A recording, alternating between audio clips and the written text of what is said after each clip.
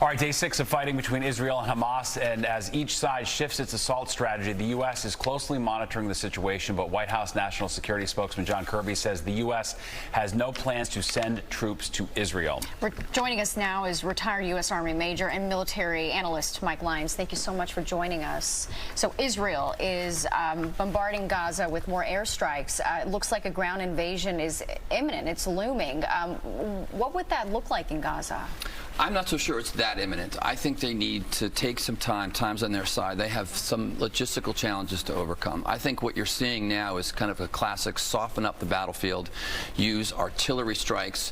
And that's because when they've done this before, they go into certain locations that they have to go because of where that fence is aligned, and it's likely the enemy has prepared those defensive positions. But when it does come, real quick, when it does come, it's going to be very bloody. It's a concrete jungle inside Gaza City, and when the ground war does start, it's going to be pretty bad. I think we're still shocked, and it seems, we're not even a week out from the initial attack, and the more we see about it, the worse it was. We see the death toll rising, number of hostages, etc. Are you shocked at how successful this attack was and how it seemed to have caught everyone off guard, and they were able to go around the wall, around the defenses? Yeah, I hate to use that word, but it's shocking. And what happens is, and I'm an ops guy, and what happens is in something like this, there's 100 things that went right for the enemy, and there was 100 things that went wrong for the Israelis.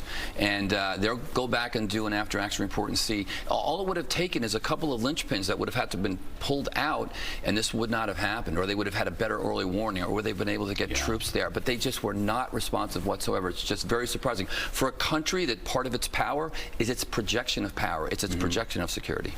In the mind of Israel for a ground invasion, I mean, what are the different factors that need to be in consideration? I think first and foremost, protection of their force. I think that they're not going to go in knowing that their army is going to take casualties, right? So there's two issues of the hostages themselves, right? They've got to make sure they're going to do everything they can to rescue those people. But when they actually go in, they have to be very mindful of protecting their own soldiers. They don't want to take a lot of high casualties. When this has been done in the past, they've been very successful at going after Hamas terrorists and the like, and they haven't taken them. This time, though, Hamas has got defenses built up. They have anti-tank vehicles. They have drones.